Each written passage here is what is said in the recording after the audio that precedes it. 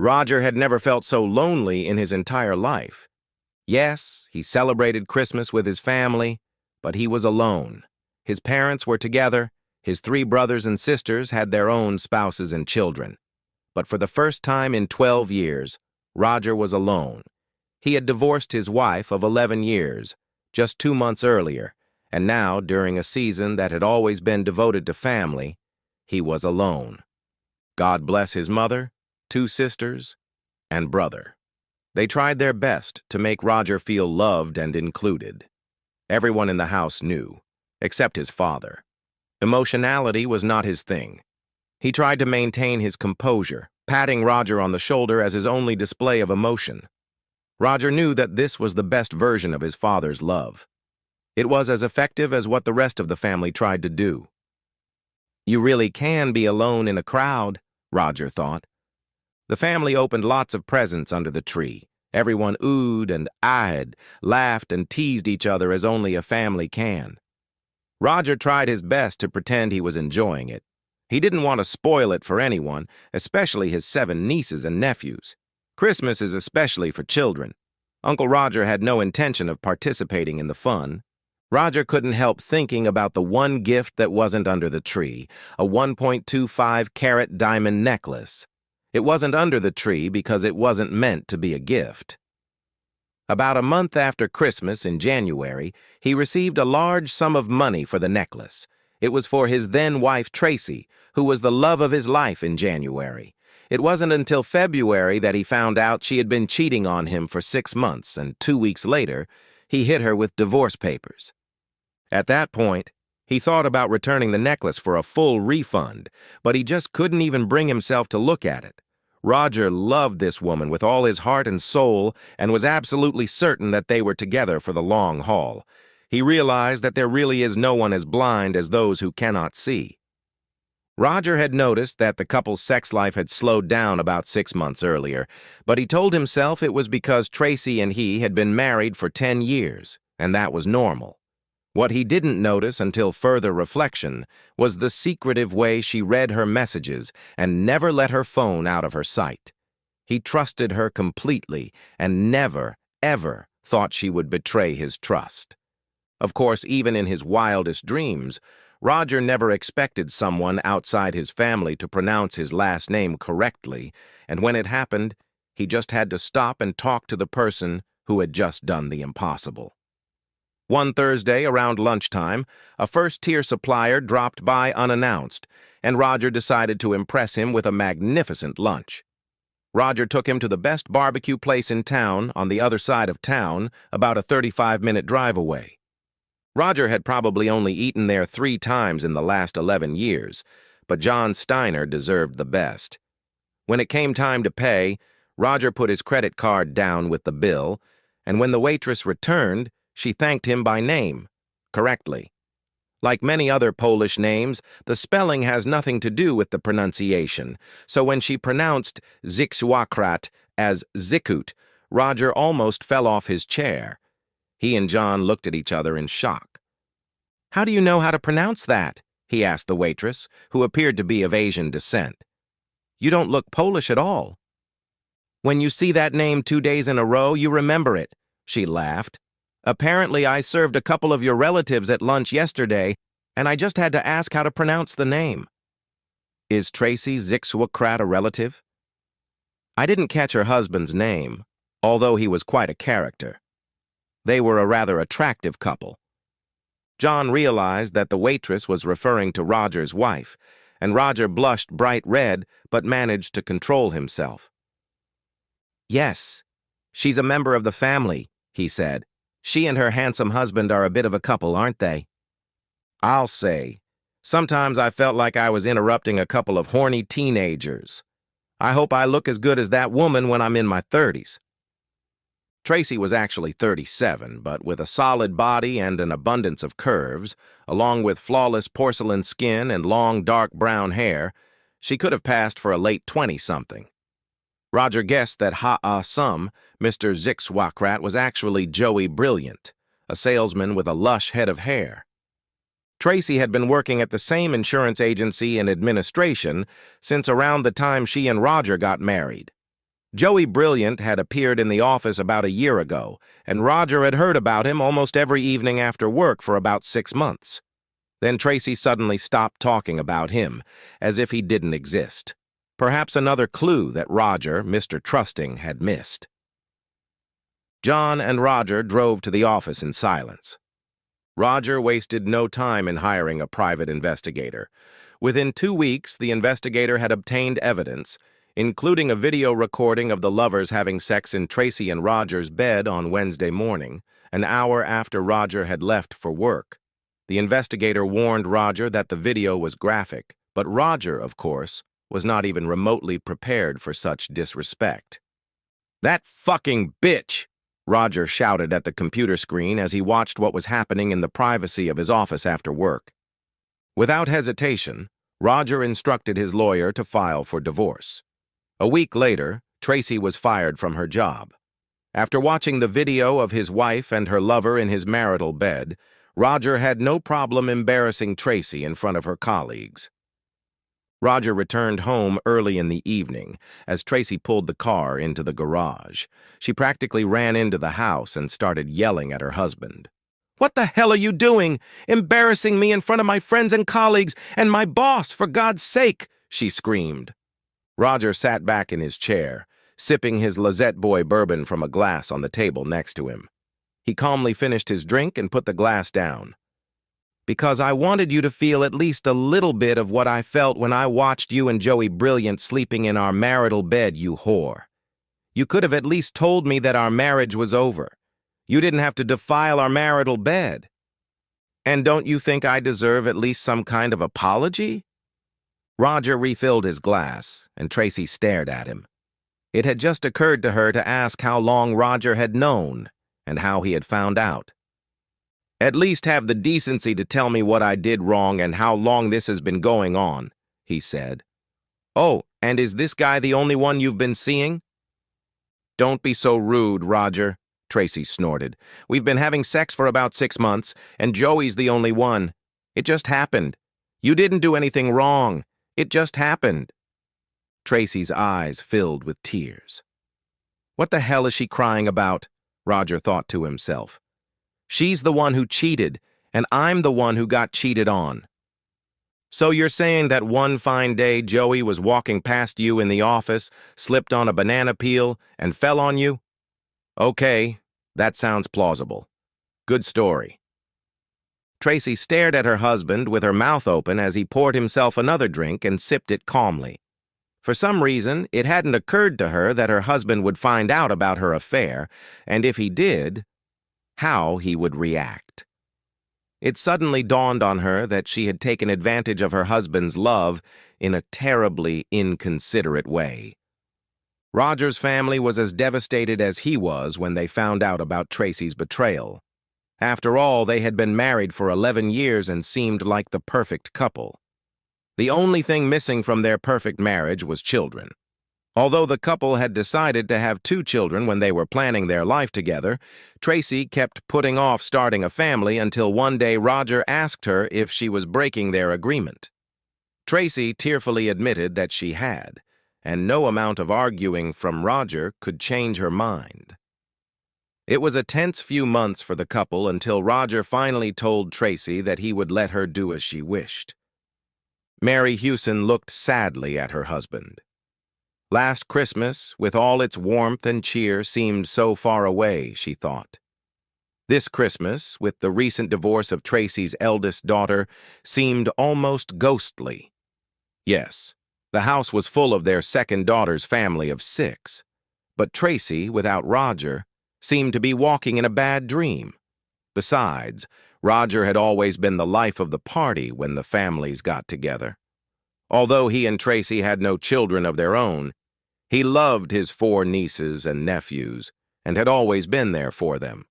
For their part, Mary and George Hewson simply adored their former son-in-law, and Tracy's meager attempts to explain why their marriage had fallen apart never seemed adequate to them.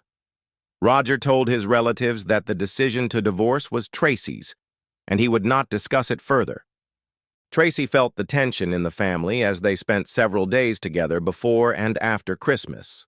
She thought that being with her family would help her overcome the malaise she felt inside, but it turned out that being around her family had the opposite effect. It seemed like everyone was waiting for a better explanation for why she and Roger had divorced. And it seemed like her sister's children blamed her for Roger not being around. The Housings didn't invite Joey to their family Christmas, and Tracy didn't fight for him to be there. She would miss his lean, muscular body next to her in bed at night, but she wouldn't have to deal with the awkwardness of him being an outsider. Realizing that it had only been 2 months since the divorce was finalized, Joey didn't put up much of a fight when Tracy told him she was going to her parents' house for the holidays without him. Tracy was stunned when she was handed divorce papers at work one afternoon in late February. She had no idea that Roger knew about her affair. She had been so caught up in her personal life that she felt terribly embarrassed when she was served, and she was almost certain she had caught Joey smirking in the background. She drove home furious, but her anger turned to confusion when she ran into Roger. He was quiet and calm, and seemed more interested in his bourbon than in arguing with her. Besides, she knew she didn't have any good answers to his questions. He seemed to know a lot about the case, including the fact that she and Joey had been on a date in his bedroom. When Roger mentioned it, she even thought it sounded tacky. She told Roger the truth, that she didn't want it to happen. Almost all the women in the office swooned when Joey joined the staff. His good looks and charm quickly won over most of them. Tracy noted that the young man was very skilled at flirting and seemed to be very good at the game of seduction. She didn't seem too concerned when Joey started chatting with her, believing that she was immune to Joey's advances since she was completely in love with her husband. The casual lunch turned into a casual dinner as Tracy told her husband several times that she had to work late. She admitted to herself that she enjoyed Joey's company and that this man was definitely handsome. On their 5th dinner date, the couple ended up in a hotel room, and Tracy hesitated for only a minute before ending up under Joey. Tracy was somewhat surprised that she didn't feel overwhelmed with guilt as they washed up and got dressed. Physically, she felt great and wasn't too worried about her husband. Completely satisfied with her young stud, Tracy refused to have sex with Roger. Joey's youthful enthusiasm, his overall strength and sexual stamina, combined with the illicit nature of what they were doing, kept Tracy hot and ready to go for as long as the young man wanted. Afterward, the two would cuddle, talk, and laugh. Perhaps it was unintentional, but the longer they were together, the closer Tracy grew to Joey. Since Roger always trusted Tracy and gave her space, she didn't feel pressured in her relationship with Joey. The two were never open about their relationship in public and were always careful with their dates, except when they occasionally used Tracy's marital bed at Joey's request. The young man found it extremely arousing to be with Tracy in her marital bed, and being confident that they wouldn't get caught, Tracy had to admit that she found it arousing too. Once Tracy got used to being serviced, she and Joey began spending more time together, and not just having sex. In his strong arms, she found peace and security, just as she once had in Roger's embrace. She was surprised at how easy it was to forget her husband. Joey Briglione missed Tracy when she left to visit her parents for Christmas. The couple had begun their affair more than a year ago and had grown closer when Tracy's husband, Roger, filed for divorce in February.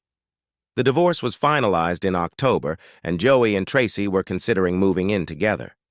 They discussed Joey accompanying Tracy to her parents' house, but Tracy decided to go alone after her mother told her that her boyfriend was not invited and not welcome. This actually suited Joey fine because he wanted to spend some time partying with his friends, which probably wouldn't happen if Tracy was around. To be honest with himself, Joey hadn't planned on being with Tracy for very long, but she was a beautiful woman and damn good in bed. When he first pursued her at work, he knew she was married, but that had never bothered him before. He had seduced several married women. He just hadn't planned on anything long-term. The plan changed when Tracy's ignorant husband apparently stopped being ignorant after about 6 months and filed for divorce. Joey couldn't believe that Roger had essentially just walked out on his wife without putting up a fight. Joey couldn't figure out if Roger was stupid or cowardly, and discussing it with Tracy didn't bring him any closer to an answer. The strippers were in full swing, and on the night before Christmas Eve, the party was going strong. Joey left his friends around 1 a.m., accompanied by a pretty blonde who had been drinking with Joey and his friends for several hours. "That damn guy is so good-looking that women just can't keep their eyes off him," one of Joe's friends said to another. "I bet that girl is half his girlfriend's age." The men chuckled. It had been almost 5 years since Roger had last seen Mary Hewson. He had always liked Mary and George. They had been very kind to him over the years and had nothing to do with what their daughter had done. Roger still sent birthday and Christmas cards. When Roger entered the Italian restaurant, Mary was already sitting at a table. Although she and George lived an hour's drive south, she had asked Roger to meet her at one of his favorite restaurants near the apartment he had moved into after his divorce. The thought of the divorce brought tears to Mary's eyes. Roger had been a great guy, and even now she couldn't understand what Tracy had done. When Roger approached the table, they embraced. "It's been too long, Roger," Mary said. "George and the rest of the family have missed you. We love you, Roger, and nothing Tracy did will change that." "And I love all of you, guys," Roger replied. "I'm sorry I distanced myself from you." "We understand, son. It's all right. But I have a selfish reason for wanting to see you. Remember Tracy's cousin, Bunny, the youngest of her bridesmaids, who joined the Air Force shortly after the wedding? Well, she's back in civilian life and just got a job at an aerospace company in your town. I was hoping you could show her around, introduce her to the right people, and just point her in the right direction. Honestly, that's all I'm asking." Roger smiled crookedly at his former mother-in-law. She feigned surprise. "That request was either for you or my daughter, and right now neither George nor I are particularly pleased with how Tracy is living her life, let alone helping someone else start a new one." Roger nodded in agreement. Enough said, he thought. A few days later, Roger called Bunny and invited her to lunch at the same restaurant where he had met Mary. He really didn't know what to expect, because the last time he had seen Bunny, she was a thin, fair-haired, freckled 19-year-old girl preparing to join the Air Force.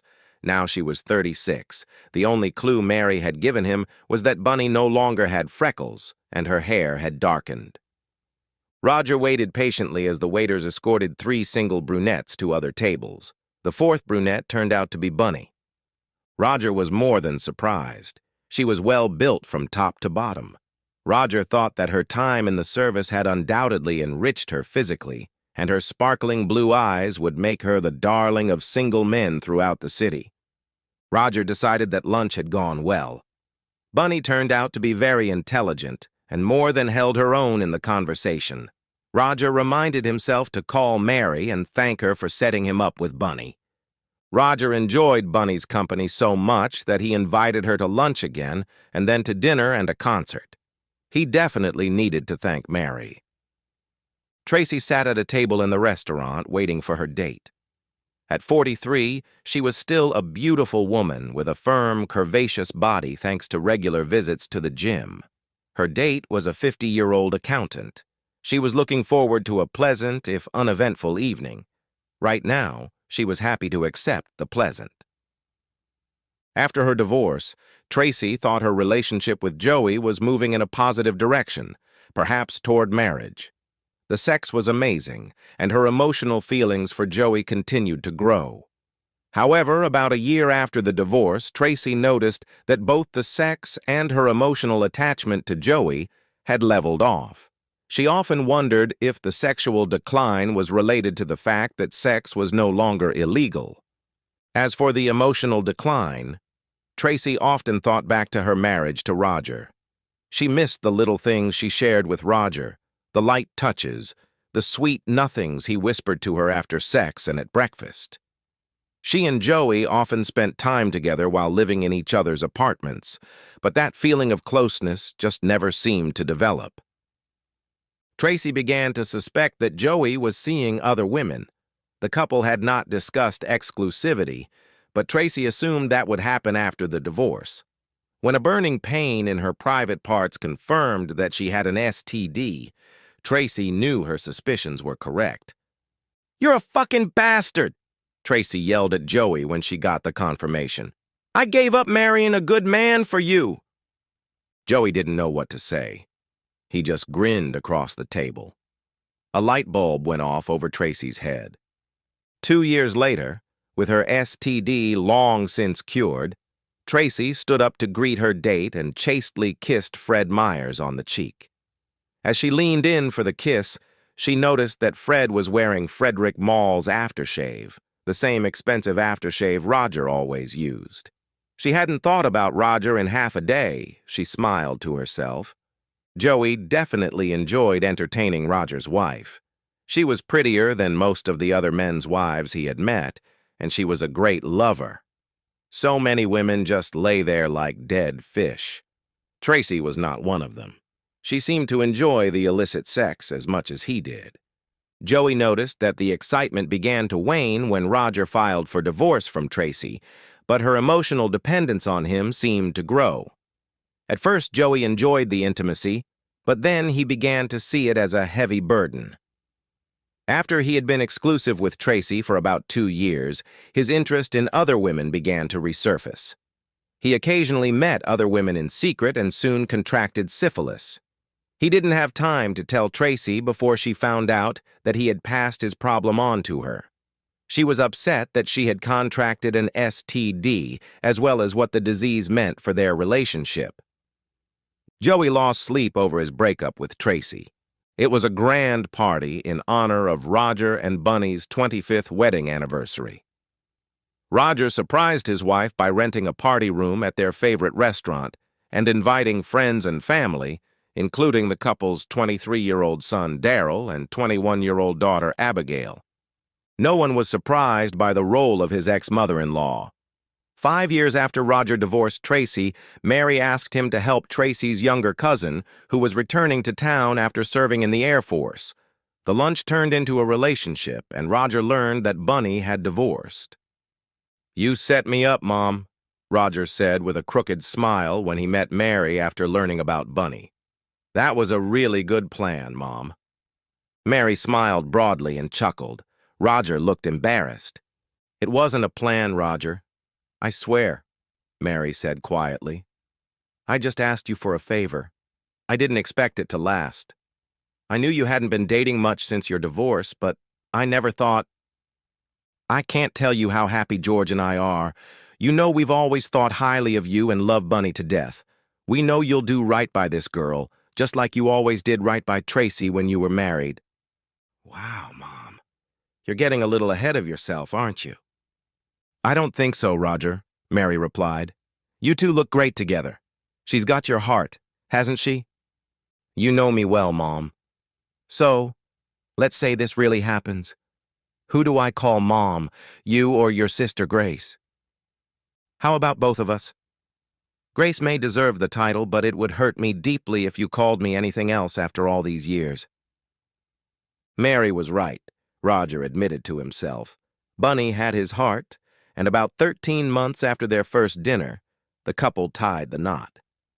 No, Tracy wasn't invited, by mutual agreement between Bunny and Roger. Mary and George mentioned this omission only once, and that meant they understood. A year later, Roger had his first child, and 2 years later, his second. After each birth, he thanked Bunny with expensive jewelry. Roger and Bunny were on the dance floor 2 hours after the party started.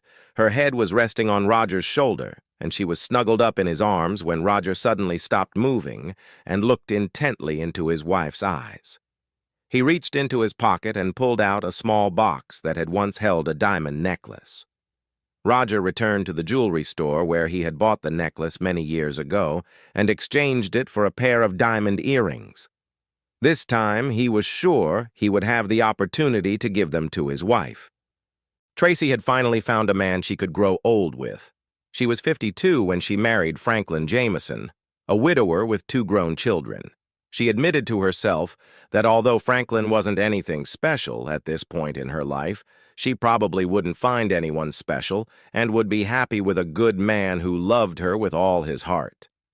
In her most intimate moments, Tracy admitted to herself that she had abandoned her special person because of her own selfishness and foolishness. She fell in love with Joey's good looks, his youth, and her own lust, mistaking lust for love like a foolish schoolgirl. Despite having had 11 good years with Roger, he didn't give her any leeway once he found out she was cheating on him. Who was she kidding, she thought to herself. She was too caught up in the intense feelings she got from illicit sex to realize what she was really risking. Her parents loved Roger like family and tried to make Tracy see the truth about what she was doing. It took her more than 2 years to admit to herself that she was thinking with her head below her waist. Getting an STD was a shocking experience for a woman who thought she was in control. Roger's marriage to her younger cousin Bunny was a blow to Tracy, especially when she found out that it was her mother who had brought them together. "She's family, Mom. How could you do this to me? Set her up with my ex. He dumped me, for God's sake," Tracy whined. "You deserved to be dumped," Mary shouted at her daughter.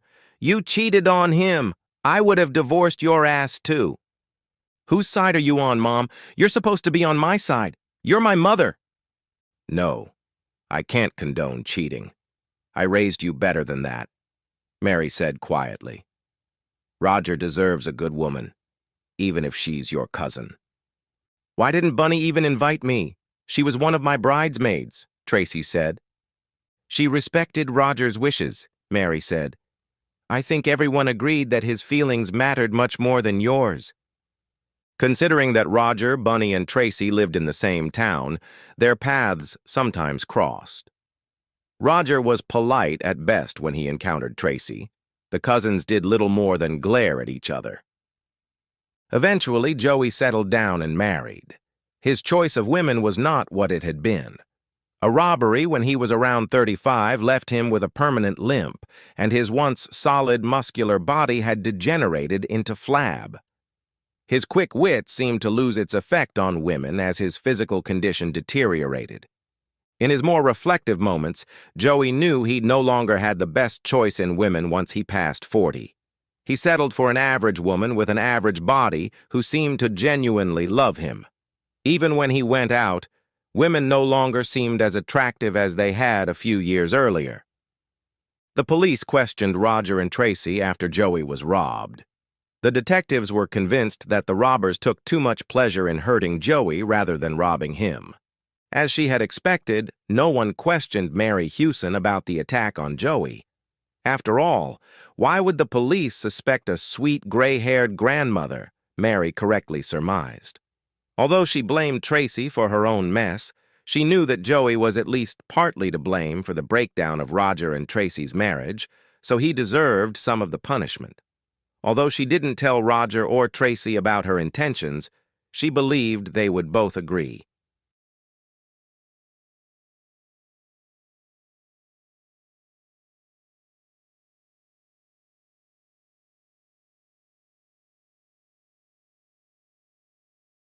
It happened in February 2007. I wasn't worried when I walked into what was now my office. I was expecting great, if not grand, things to happen. I felt focused and determined. I had reviewed all the technical documentation in advance and glanced through the financial documents, and I already knew what I was going to do and in what order. Well, hold on, guys. You're in for a big surprise. And then I was hit like a sack of dust. My wife, Eleanor, stepped out of the elevator with a pile of folders in her hands. She headed for the left corridor. I couldn't believe my eyes. I stood there like a statue, watching her go. Yes! It was definitely her. I couldn't be mistaken. She had lost weight over the past couple of years, but otherwise she hadn't changed a bit. Confused, I didn't know what to do. I was frozen in place until my wife opened the last door in the hallway. Then I quietly called out to her, "Elin!" She turned around abruptly and froze in fear, and I walked towards her like a sleepwalker. I came up close and hugged her. I acted on autopilot. I just hugged her and held her close. We stood there for about half a minute. Then Elle said calmly, "Eric, let go. Take your hands off me. I have to go." I took my hands off her, and she went into the office marked Archive, closing the door behind her. Damn, I was shaking. Like a drunk, I walked over to a row of chairs and plopped down on one. I was afraid I would fall. My legs were giving way. A security guard, a big black guy, approached me warily. "Sir, are you all right?" I glanced at his badge. "No, Giles, I'm not all right. I'm an idiot." "Sir, you look sick. Not an idiot. Excuse me, who are you here to see?" I rubbed my face with my hands. "Samuel Hunt. I'm his new assistant." "Oh, sir, congratulations on your new job." "It's on the 3rd floor, down the hall to the left. That's the director's office." "Thanks, Giles. I know. I'll just take a minute to collect myself and then I'll be on my way." He asked cautiously, "And our Eleanor, who is she to you?" "My wife, Giles." "She's my wife." He shook his head in surprise. "Oh, well. The next day I went to the archives. Eleanor was sitting at her computer typing something on the keyboard. She didn't respond to my hello. Approaching her desk cautiously, I asked, "Aylin, can I talk to you?" To be honest, I was terrified that she would just get up and disappear, vanish into thin air like a ghost. It was unthinkable that we had met like this. 2 years of searching in vain, and now... She smiled crookedly. "Eric, you understand that you're my boss, and I can't refuse to talk to you. Forget that I'm your boss right now. I just want to ask..." She waited. Are there any conditions that would allow you..." Damn. The words wouldn't come out. "I want you back. What do I have to do? What conditions do I have to meet?" She looked at me from under her eyelashes, and then she said, short and dark, $100,000 and the death of Nicholas Norton. We were silent. You know, Elin, when he told me he was joking? Can you imagine? That idiot. He was just joking. I beat him up, badly. I was sent to community service. Why not prison? That's where you belong. No. The thing is, when they brought me in for a confrontation with Nicholas, the investigation was led by Helena Fenton. You know her. So I explained to Norton that if he didn't withdraw his statement, I'd be sent to prison. But I'm sure they wouldn't give me life, and I certainly wouldn't get the death penalty. And I'd still be out someday. And then I'd come after him, and he wouldn't like it one bit. Eleanor listened to me gloomily. She seemed indifferent to what I was saying. I continued. He dropped the charges. He explained that he provoked me into a fight. I got 4 months of community service and another 4 months of probation. I think he's been punished enough. Aylin pursed her lips, narrowed her eyes, and croaked angrily. You didn't cripple him, did you? You didn't ruin his life, did you? Big deal, you beat him up. He's living just fine. Unlike me, my life is in shambles. Everything I had is gone. I have no future. Then she suddenly calmed down. Eric, this is a pointless conversation. You're wasting your time and mine. I have to work. I'm sorry. Thanks for listening. And I left. A couple of days later, the door burst open and Eleanor flew into the office. She rushed over to the table and shoved her phone screen in my face. What is this? I looked up from the monitor. This? Well, it's a phone. This! What is this? She shook the phone. I looked closer. The screen showed a page from Eleanor's bank account. Oh, this question mark. Don't play dumb. Did you transfer the money? Why did you do that? Carla peeked into the office. Eric, I'm sorry, but I couldn't stop her. It's okay, Spencer. Don't worry. Everything's under control. Well, okay, Carla said doubtfully, and quietly closed the door. I turned to Eleanor. Elin, honey. I'm not your honey. Don't you dare call me that. All right, Mrs. Wilkerson. Another shout followed. I'm not Wilkerson. Do you understand? My last name is Ross. She had taken back her maiden name. I cursed under my breath and made another attempt. Mrs. Ross, yes, it's me. I transferred the money, but I was interrupted again. Are you trying to make up for what you did? Are you trying to ease your conscience? With money? To look like a good guy? You want to be all nice and fluffy? It's no use, Eric. You're wasting your time. You'll burn in hell. Ellie, I'm sorry. Mrs. Ross, you said yourself that if I gave you 100,000, you'd come back to me. I understand. It was sarcasm. No, Eleanor, I'm not insisting that you keep your promise. No. And I understand that I deserve hell. But you have a child. That's none of your business, Ross snapped. It's none of your damn business. Got it? There was a moment of silence. Elin was breathing heavily and staring at me. I waited for her to calm down a little and continued. I've made some inquiries. The girl is sick. She needs treatment. The sooner she starts treatment, the more likely she is to recover. This money isn't for you. This $500,000 is for Ursula. Now you can find the best doctors. My wife froze. She was thinking, weighing things up inside her head. I added, it's the least I can do for you, Eleanor. If you need anything else, just say the word. After all, if you want my life, take it.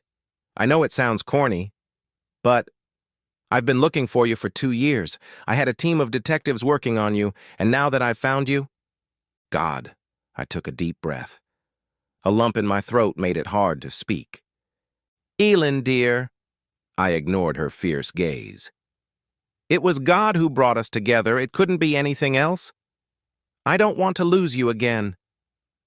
I tried to be sincere. Elin closed her eyes and her lips trembled tearfully. A tear ran down her cheek.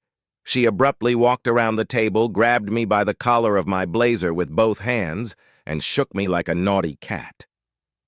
I hate you. Do you understand? I hate you. You. She swung her arm and slapped me so hard that stars danced before my eyes. I hope you die. She turned and stormed out of the office. Carla peeked in again. Eric, is everything okay? Oh! She opened her eyes wide in surprise. I was even embarrassed. Well, okay. It happens to everyone. Did you accidentally bump into Eleanor's fist? Come on, Carla, don't be sarcastic. I feel bad enough as it is. You need some ice. I'll get it right away. Spencer bustled around me. I asked, Carla, let's keep this between us, okay? It's fine with me, the secretary shrugged. You deal with your family. But despite all the treatment, the bruise remained. I entered the archive and headed straight for Eleanor's desk. My wife did not respond to my greeting, but continued typing silently. Then I placed a newspaper with a note circled in marker in front of her. Elaine glanced at the text, and her eyebrows shot up. She looked up at me in surprise. Then she frowned, looked meaningfully at the ceiling behind me, and announced harshly, Eric, I'm inviting you to lunch today, at Trattoria, at 12:00. She looked behind me again and added, You're paying. Is that the cafe across the street? Yes, that's the one. We need to discuss something. Okay. I turned and left the office. At the cafe, I ordered beef with asparagus, and Eleanor ordered seafood cutlets. Are you saying you finished off Nicholas? Ely said quietly. Number, I'm only indirectly involved. What do you mean?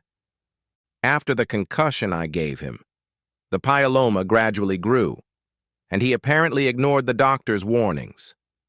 And his respiratory center failed. Nicholas simply suffocated in his sleep. Tell me more. I want to enjoy his agony.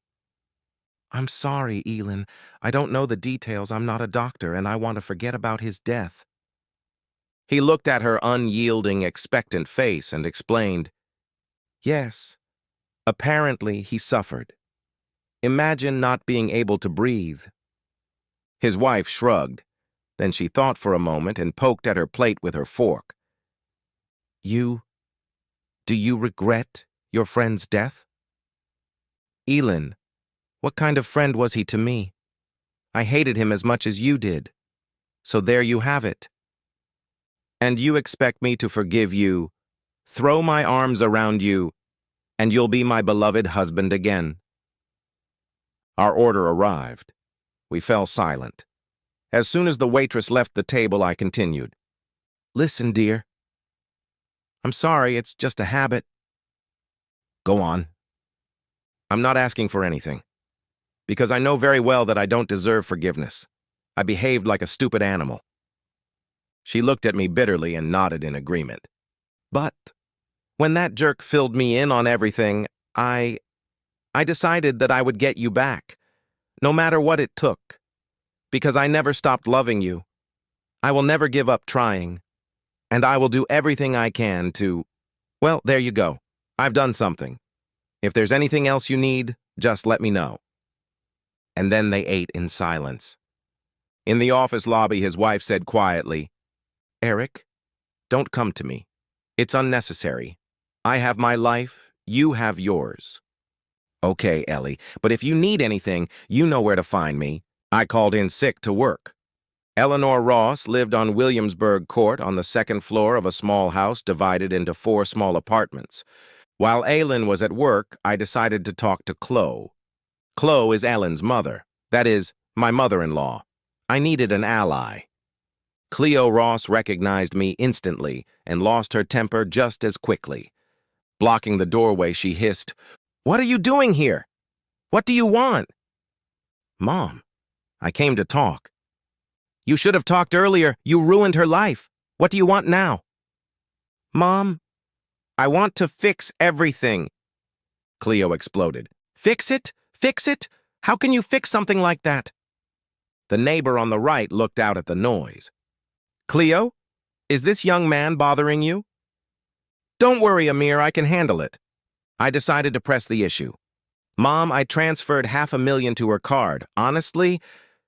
Then he immediately added, I didn't say it right. It's hard to fix this. I want to help. I really, really want to help. My mother-in-law stared at me doubtfully. You? You gave Eli $500,000? Well, yes. I have savings. I was trading binary options. And I have a good salary. Here, I wanted to know what else I could do. She doesn't want to talk to me. What did you expect after everything that happened? Mom, is it okay if I call you that out of habit? Mom, I want to talk to you, to figure out what needs to be done. I know about the girl. She needs help. I want to help. Chloe raised her eyebrows and stepped aside. All right, come in. We talked in the living room. My mother-in-law briefly recounted her daughter's story. When I kicked her out of the house in November, she was in shock for a couple of months. She cried and didn't leave her room. On New Year's Eve, she dressed up, put on makeup, and left. She was brought back drunk out of her mind. 3 weeks later, it turned out she was pregnant. Chloe tried to persuade her daughter to have an abortion. But Eleanor said that she herself had experienced the betrayal of a loved one and knew what it was like, and she would not do that to her child. Ursula was born. The doctors immediately diagnosed cerebral palsy. The child had been conceived while the mother was intoxicated. There is also a suspicion that the girl's father suffered from severe drug addiction. That's how it was. Shame, pity, and bitterness left a lump in my throat. I said, Chloe, I wanted to ask you to talk to her. Don't let her refuse my help. I took my mother-in-law by the hand. Claire, I'll do anything for her. I'm ready to do anything, believe me. A house, money, a car. I don't know what else. She asked, What about this bruise? Was that Ellie refusing so strongly? Yes, Mom, she did that. What did you say about your salary? I forgot. Well, I make $180,000 now. I made $160 at my old job. There in Harrisburg, my boss was Ezra Hunt, Samuel Hunt's brother. They basically handed me over to him. I didn't refuse. And thank God for that. That's where I met Eleanor. Okay, Eric, I'll talk to her. June 16th, 2010 was a momentous date. Ursula walked. She took 4 whole steps without her walker.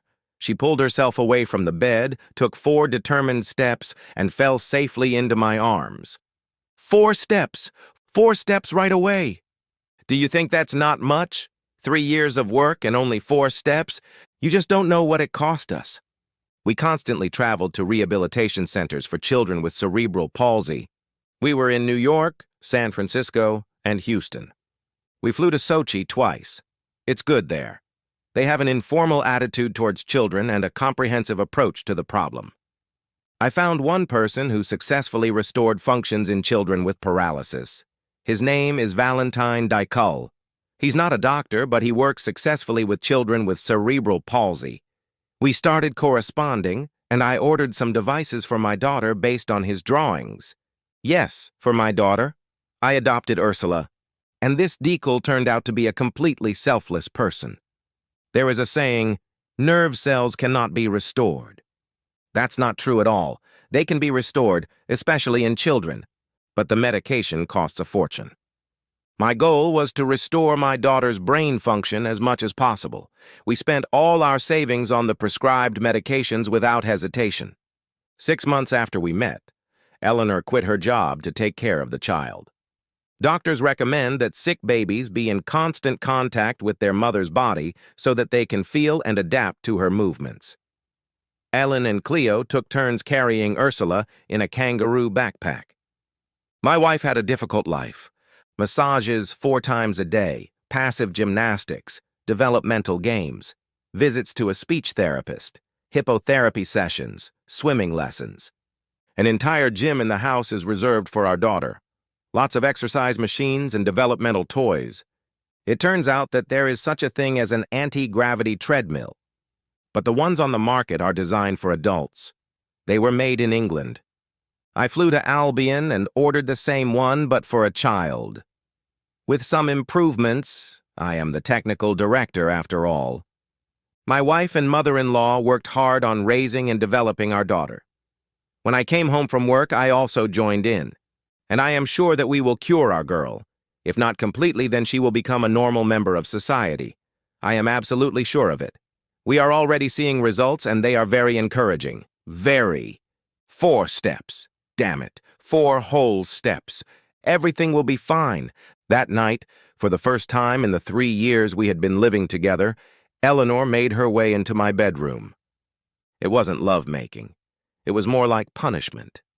Punishment for me. And for her. After finishing this terrifying execution, Eleanor collapsed next to me. I lay silently and motionless, in shock from what had happened.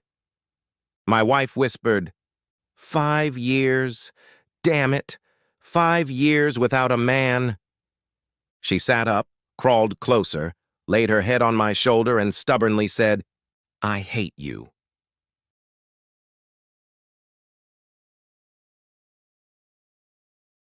I'm almost ready. High five. Didn't I hear that same thing 10 minutes ago? As for me, I wouldn't mind if another 2 to 3 hours passed.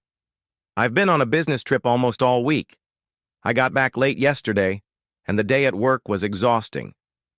No, wait. More like torturous. So, to be honest, the prospect of going out to dinner with her friends, whom I didn't even know, wasn't my first choice for a Friday night.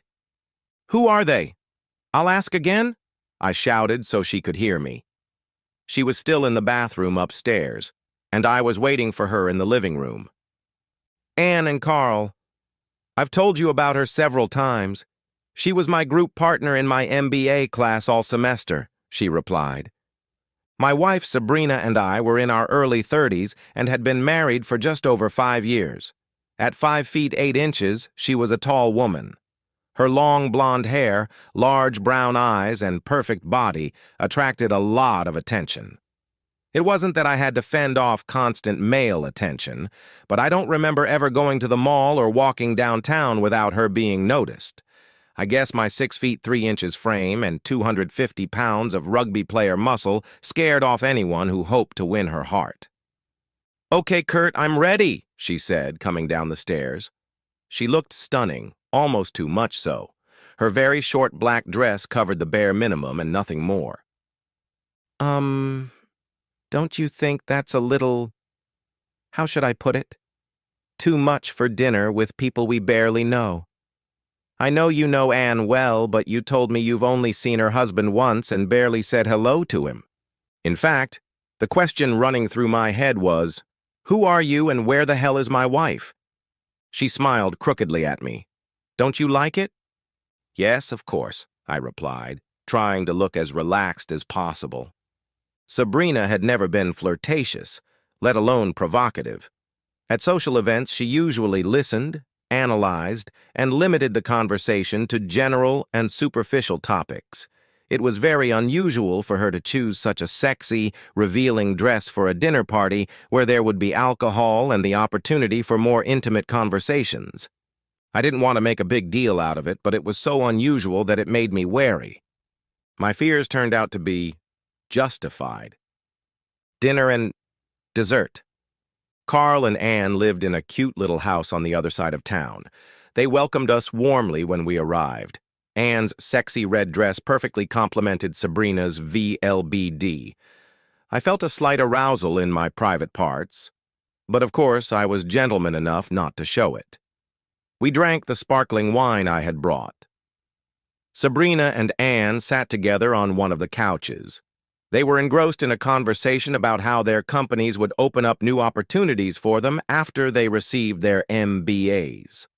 Carl sat in an armchair next to my wife, and I sat alone on the second couch, across from the ladies.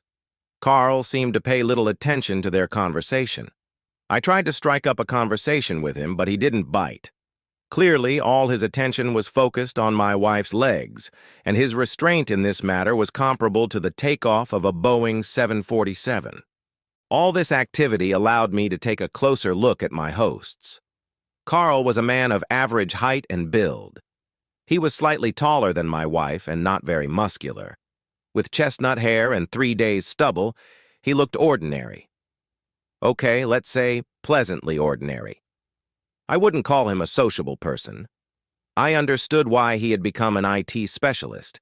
He probably enjoyed interacting with computers much more than with people.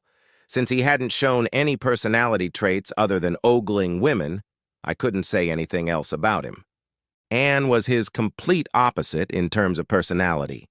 She was cheerful, lively, smiling, and very spontaneous.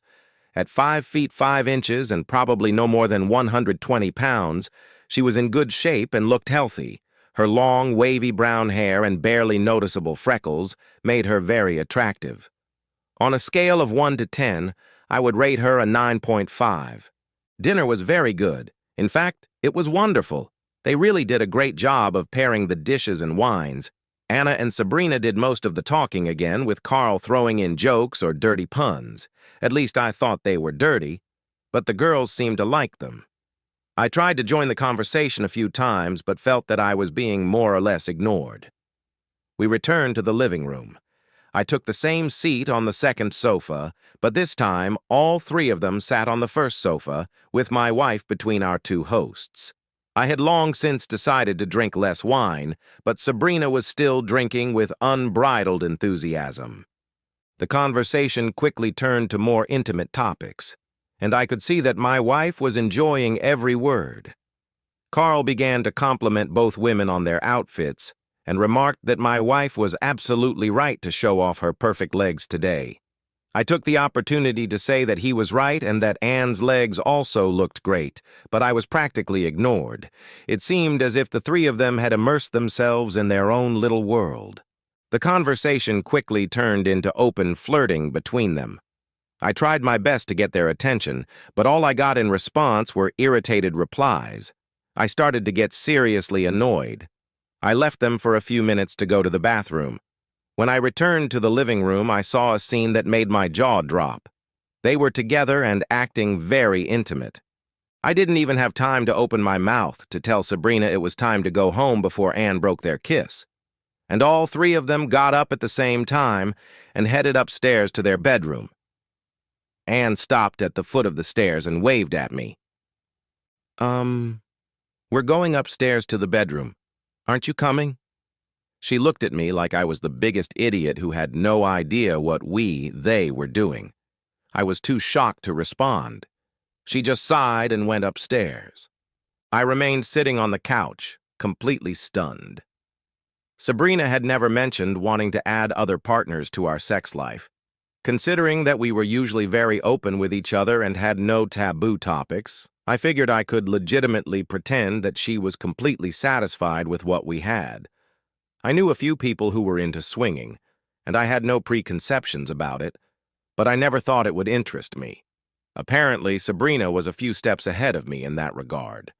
I was still in shock when I saw Sabrina coming down the stairs. She wasn't wearing a dress, she was in a bathrobe. Sabrina? What the hell is going on?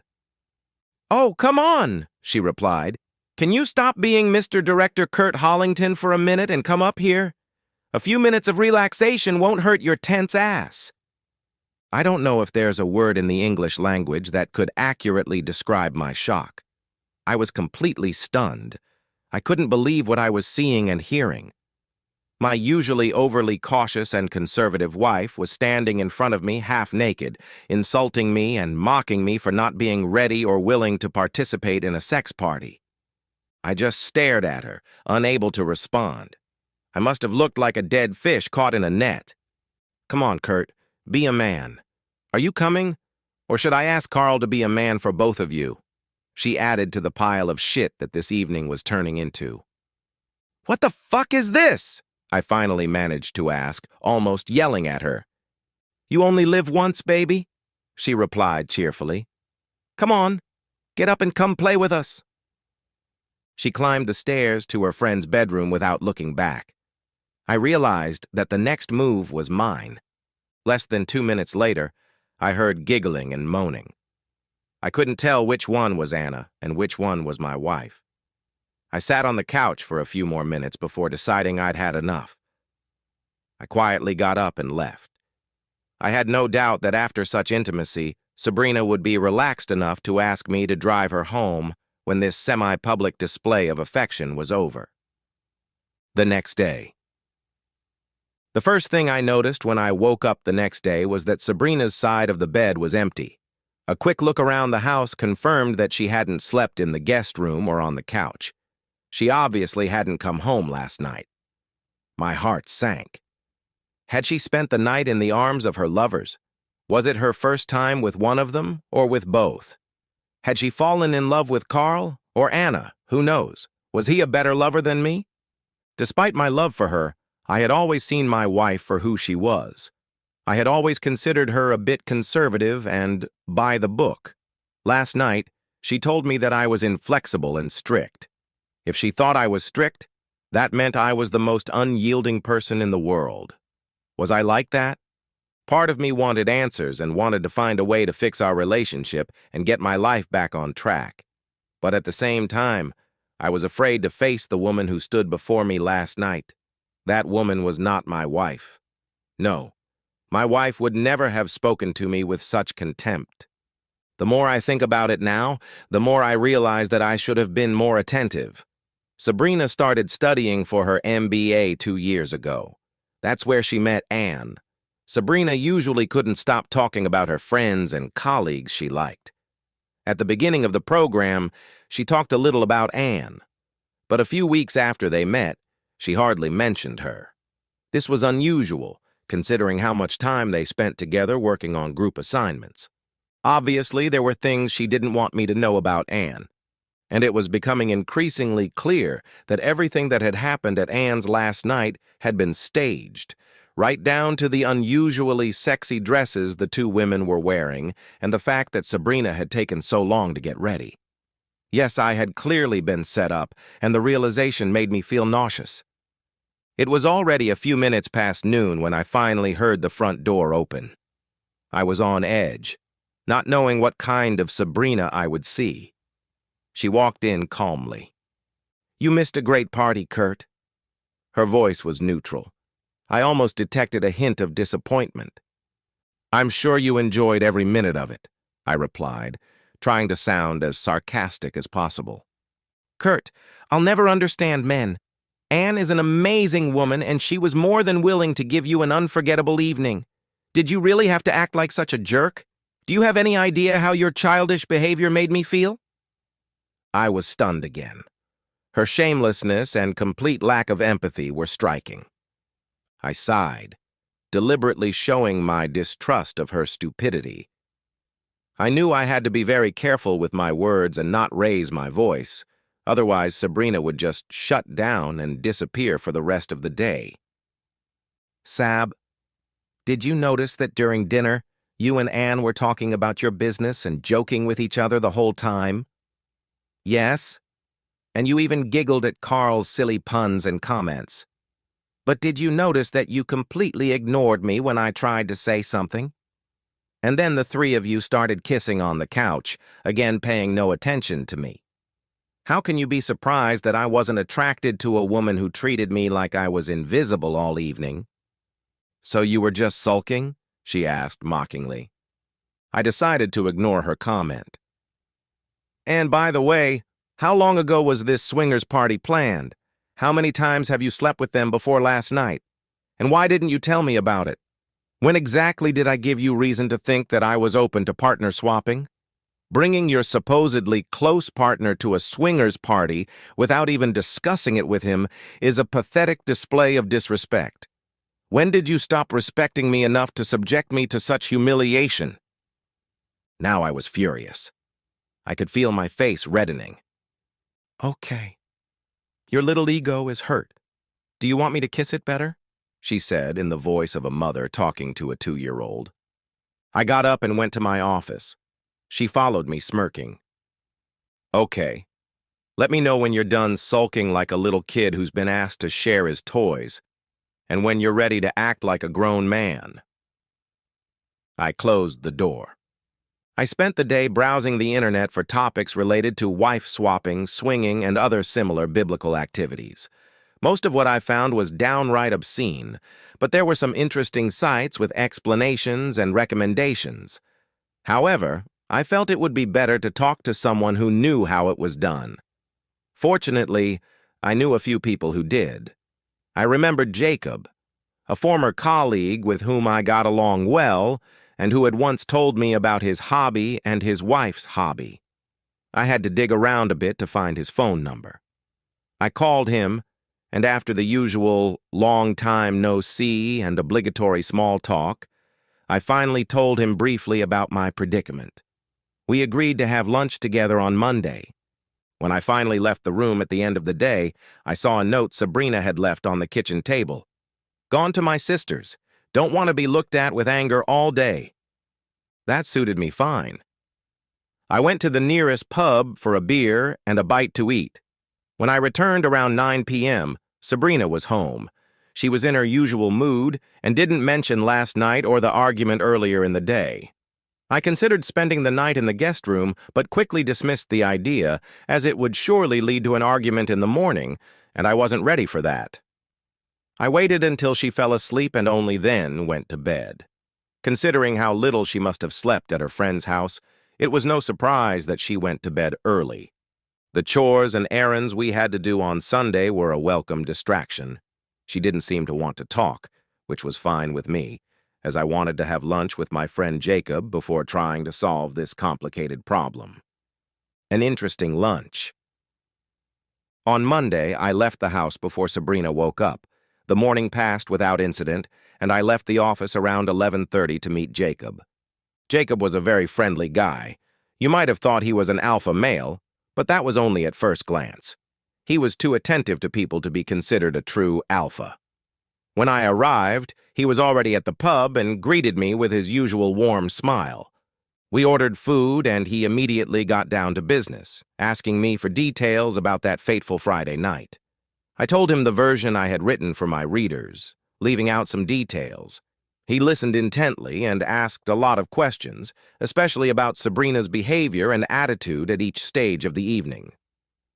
Okay, Kurt, something's not right here. The main question is, where to start? He said, shaking his head in confusion and disbelief. You know, I have nothing against swinging. In fact, I've always been curious about it. But after what Sabrina did, I'm no longer interested, I confessed. Of course you're not interested. You can't be. Kurt, you're right. She set you up. She cornered you. You don't do that, he said, almost with disgust. Kurt, before Claire and I started living this lifestyle, we talked about it for months. And the conversation didn't start because one of us already had a potential sexual partner. If you decide to try swinging, the most important thing is your partner. You have to understand exactly what she wants, what she's comfortable with, where her boundaries are, and vice versa, even if you're a man. What difference does it make that I'm a man? I asked. Kurt, people tend to think that men are automatically interested in swinging because of the opportunity to have sex with many women. But not every man is willing to do that. And not every man is willing to see his wife have sex with someone else. What she did goes against the basic principles of this lifestyle. In my opinion, it was a complete lack of respect and consideration. Yes, I feel betrayed, rejected, ignored. I didn't cry, but only because I tried very hard not to. Jacob noticed this and, very warmly but in a manly way, put his hand on my shoulder and gave me an understanding look. I was very grateful to him and wondered why Jacob and I had never become close friends. We continued our conversation over lunch. When we parted, I felt that everything was much clearer, and I was convinced that my supposedly harsh stance was not the cause of my current problems.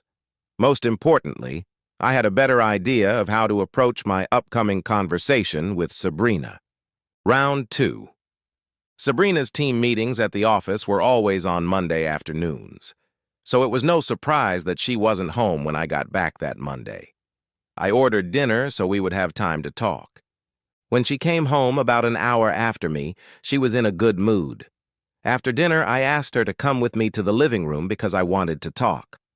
When she realized that the conversation was going to be about her new hobby, her mood changed 180 degrees, and she immediately became very defensive. Sab, I think what you did last Friday was outright cheating, I began. What are you talking about, Kurt? I didn't cheat on you. You knew perfectly well what was going on. You were invited to join, but you refused. I already told you why I didn't join, Sabrina. Now I want to understand how you feel about this new life, air quotes, you want for yourself, and especially why you never told me about it. She sighed twice. Kurt, as I already said, you decided not to participate. I'm not going to give up my life and pleasures just because you don't want to live yours. Friday night was a good opportunity to let off some steam, have some fun, and feel like teenagers again. But you take yourself so seriously that I'm starting to wonder if you even know what fun is, she said, almost mockingly. Okay, I agree. Maybe I've been too serious lately, I admitted. Too serious? Last Friday you were so uptight I almost disappeared, she said, this time with obvious anger. I thought, I was tense because you were ignoring me and treating me like shit, but I didn't get into an argument about which came first, the chicken or the egg. Seb, if that's what you wanted, why didn't you just tell me? You could have said something, and we could have agreed on our preferences or boundaries. Because boundaries are the only thing you have, damn it. At that point, it was clear that the conversation wasn't going anywhere constructive. It was better to let the situation cool down a bit before trying again. Sabrina turned on the TV, and I went to my office. Invitation. The next couple of days went a little better. Sabrina even kissed me goodbye before leaving for work on Wednesday morning, the first time she had done so since last Friday. At least things weren't getting worse, I thought, until Wednesday evening. Kurt, Anna called me this afternoon. She and Carl invited me to their lake house for the weekend. It's about a 90-minute drive from here. And I assume you already said yes? Yes, I did. Well, you're invited too. Anne and Carl would like to get to know you better. I laughed. Seb, Anne only talked to me to ask me to pass the bread, and Carl was staring at your legs the whole time, drooling like a Saint Bernard. I could have disappeared and they wouldn't have noticed. She wouldn't let me drive her there. Anyway, since you can't get your head out of your ass, I told her I'd go by myself. So yes, I'm going with or without you, she said defiantly. You told her that? You told her I have my head up my ass? In other words, you made sure I didn't go. How did you expect me to show up after you described me in such charming terms? Well, I'm not going to hold your hand there. I'm not your mother or your psychiatrist. It's up to you whether you go or not. Sabrina, I don't want you to leave. I want us to talk things through before we go any further. Right now I feel betrayed. You may think that what you did last Friday was open, but I never agreed to it, and I feel like you deceived me. I'm willing to forgive you for that, but I won't allow myself to be humiliated and ridiculed again. I'm not saying I want you to never see them again or that we shouldn't see them, but I need us to come to a mutual agreement before we do it again. We skipped a few steps, and I want us to do this right. Don't you think that's a reasonable compromise? I asked. Kurt, I'm leaving. I haven't had a fun weekend in a long time. If it's that important to you, we can discuss it next week or the week after. But you're not going to make me miss out on the fun. The conversation was clearly going nowhere again and was quickly coming to an end. I decided that one day of arguing was enough and that I needed to be more assertive the next day. I waited until Sabrina fell asleep before going to bed. On Thursday, I left before her. When I got home from work, she was cooking dinner. She didn't hear me come in because she was busy talking on the phone in the kitchen. The phone was on speaker. I recognized Anne's voice. I told Kurt I'd go, but I'm still not sure. I know he's angry, and I don't want to upset him even more. Sab, I told you, he'll calm down. If he doesn't go with you for the weekend, I'll arrange dinner with him next week. You can count on me. I'll make him change his mind. All men change their minds in the end. I froze. I'm afraid next week will be too late, my wife replied. I'd love to invite him to dinner tonight, but Carl and I are already at the lake getting everything ready. There will be 6 couples. It's going to be a magical weekend, Anne explained cheerfully. Wait, did you say 6 couples? Is that if Kurt changes his mind? Sabrina asked. I'm not counting on your husband anymore, Sab. There's a good friend of Carl's who'll be there. Dan is a single guy. He has everything it takes to make a woman happy. Trust me, I've checked him out, Anne said, giggling. What if Kurt shows up after all? Sabrina asked. That's no problem either. I'll call Susan, my single friend. She'll be happy to join us. Don't worry, Sab. Everything's under control. Carl and I have been doing this for years. They chatted for a few more minutes. Then Sabrina hung up. I was in shock. 6 PARS. There would be a single guy to even the score, to replace me. Wow. I silently got into my car and drove away. I needed to be alone to think things through. There wasn't much time. The decision was simple. Either she stays home for the weekend and we start over to discuss swinging again and do it right, or she goes to the lake house and I file for divorce. It was that simple. I got home 30 minutes later. Sorry, honey. I was stuck in a never-ending meeting. No problem, Kurt. I just finished dinner. Come on in. Everything's ready. Dinner went well. She told me the long version of her day, and then an even longer version of her day. I sent her to the living room with a glass of wine and started cleaning up the kitchen. Then I joined her, not knowing where to start. Finally, she threw a nut at the elephant that was still sitting in the room, laughing at us. Kurt, have you decided about the weekend? I decided yesterday, Saturday, and I haven't changed my mind. I want us to do the right thing. She sighed, got up, and went upstairs. I decided it was time for more decisive action. That night, I slept in the guest room. The weekend. On Friday morning, I was already in the kitchen when she came in for coffee. She looked depressed. I waited for her to say something. I hoped that not sleeping with her last night had had an effect on her. "I'll be finishing work at noon today, Kurt. I'll come back here, finish getting ready, and leave around 1 p.m. If you decide to come, I'd love to see you. If not, I'll send you my address in case you change your mind." "Sabrina, please don't go. Stay. Let's try to work things out," I begged. I promised myself I wouldn't beg, but now I was facing the collapse of my marriage. "I told you I need this.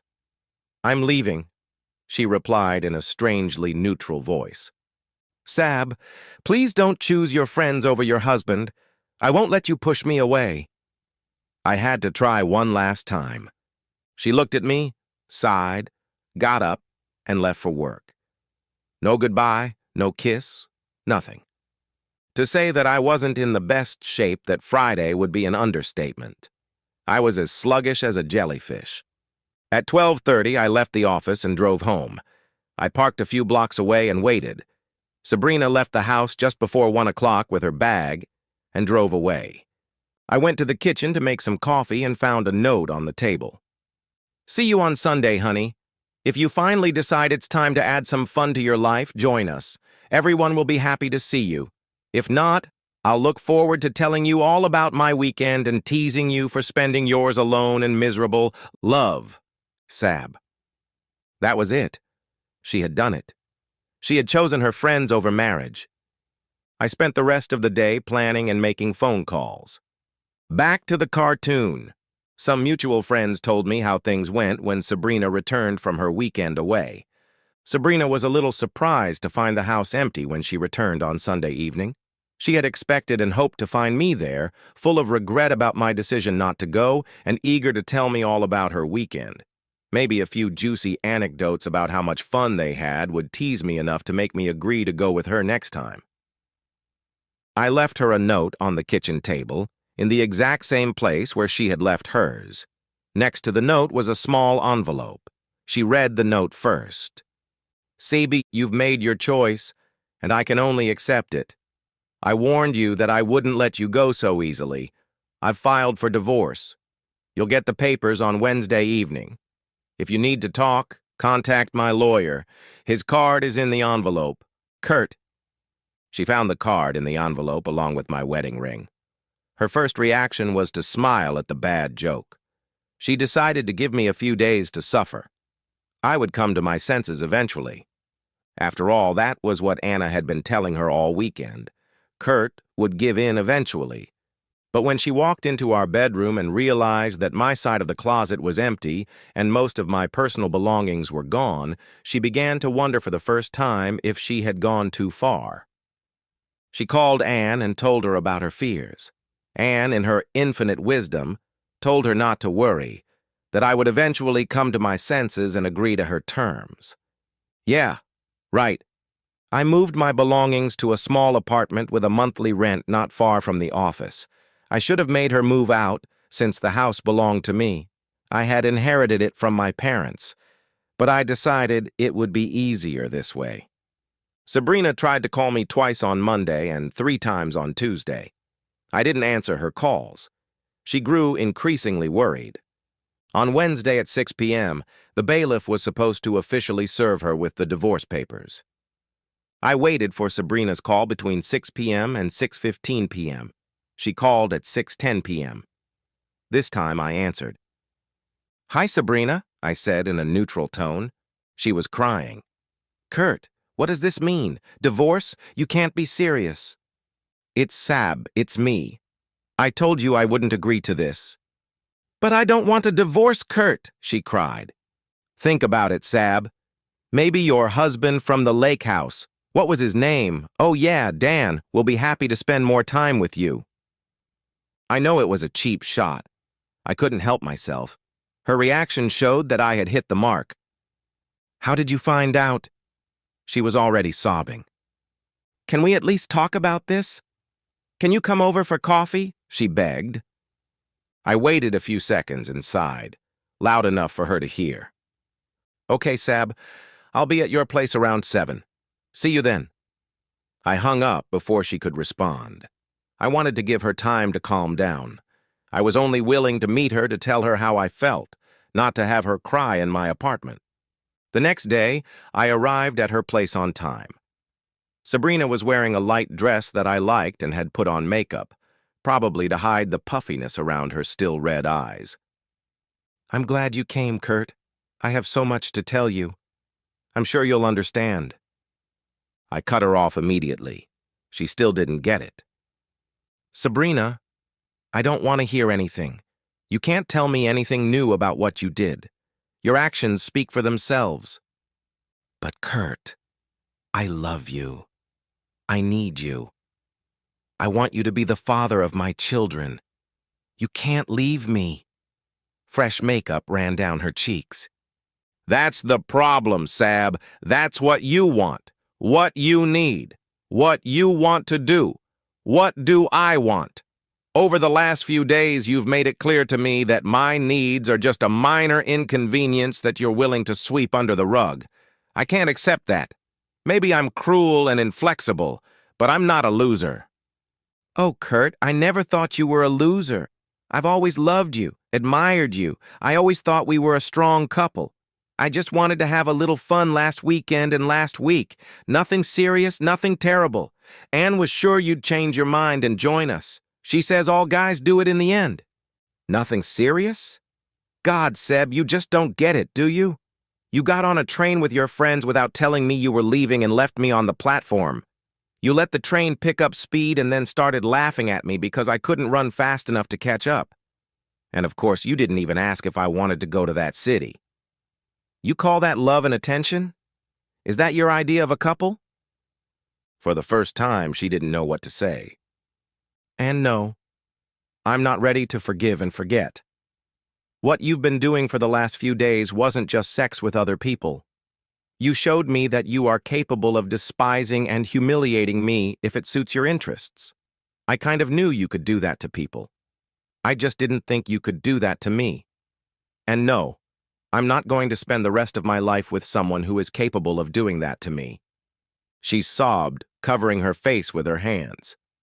"And as for what Anne said to you, how can you think that a woman who exchanged a few words with me knows how I feel better than I do? You chose to listen to her instead of me. You chose her over me again. I can't accept that, Sabrina." Now she looked defeated. "Please sign the papers. You'll see that the terms are very fair. And find yourself another place to live by the end of next month." I got up and left, just in time, because a few more seconds, and I would have cried, too. Sabrina didn't fight for the marriage. 6 months later, it was over. 4 years later, we were drinking cocktails with Cheryl, my wife of 3 years, and our good friends Jacob and Claire on the covered terrace of a famous swingers resort in the Caribbean. Cheryl was holding my hand when I heard a familiar voice behind me. "You're such a fucking hypocrite!" "Oh, I'm so glad to see you, Sabrina. How have you been?" I replied with a sarcastic smile. "Are you his new wife or girlfriend?" Sabrina asked Cheryl. "Did he tell you he divorced me because he didn't want to swing? What a lying, two-faced bastard." Cheryl looked at her with a contemptuous smile. "You were right, Kurt," Cheryl said. "She just doesn't understand.